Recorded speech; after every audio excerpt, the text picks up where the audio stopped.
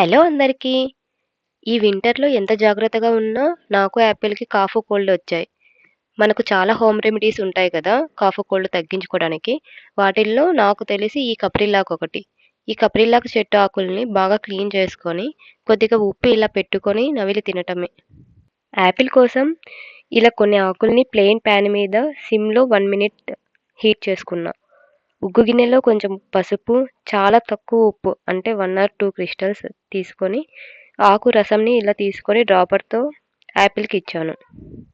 దీంతో కంప్లీట్‌గా తగ్గుతుందని కాదు, బట్ రిలీఫ్‌గా ఉంటుంది. యాపిల్‌కి ఇదొక్కటే కాదు, డాక్టర్ ఇచ్చిన మెడిసిన్స్‌తో పాటు ఇది కూడా ఇచ్చాను.